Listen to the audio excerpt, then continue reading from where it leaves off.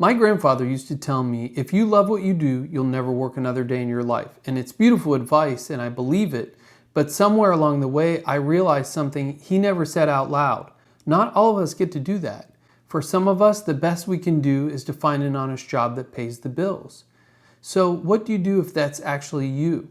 Well, you start on the path to freedom anyways. 27% of American adults have zero emergency savings right now. Not low, zero, which tells you most people aren't even close to that path, whether they love their job or not. These are the first 5 things you have to nail down immediately to give yourself any real hope of getting there. I call it your financial backup system because just like in the environment I work in, live television, you never run without a backup. Component number 1 is to have a balanced budget.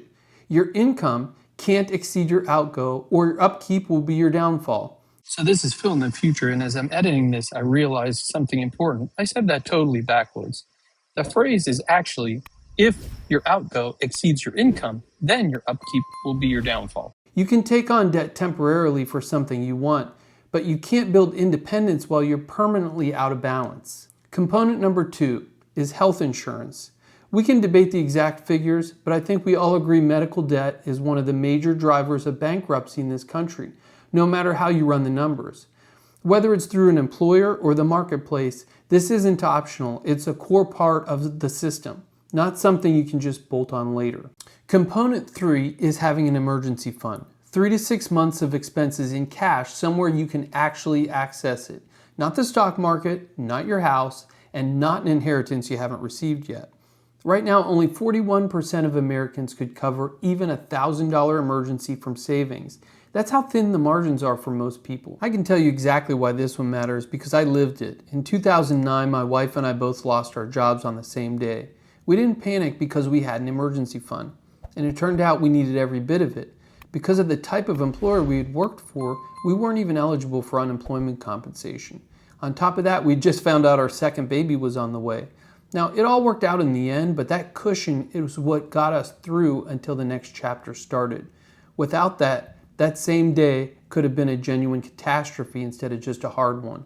I promise you, the moment you have an actual emergency without that fund in place, you'll regret it.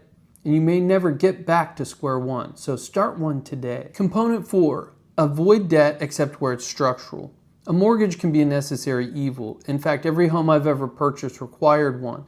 But credit card debt or medical debt, open-ended educational debt are a different story. They're rarely necessary, and often they're corrosive. If you owe someone else money, some part of your thinking is always going to be preoccupied by it.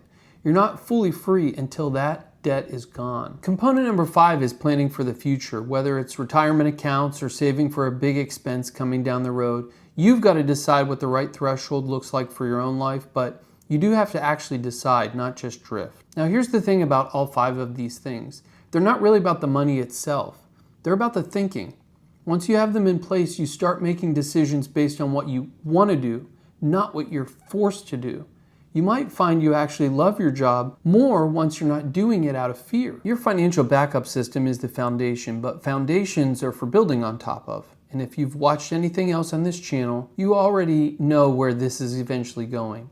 Automating your margin into a real machine, not just a piggy bank, until the math gets you to the point where a conservative withdrawal rate covers the baseline costs of your living. That's the actual finish line. This backup system is simply what makes the rest of it possible, so that when something fails, the entire plan doesn't fall apart. My goal here is not to win a popularity contest. I'm genuinely trying to help people, my own generation especially, get somewhere better than where they started. If this helped you, let me know in the comments which component of your backup system is the weakest right now. That's usually the one you want to start working on first. And hit subscribe, and I'll see you in the next one.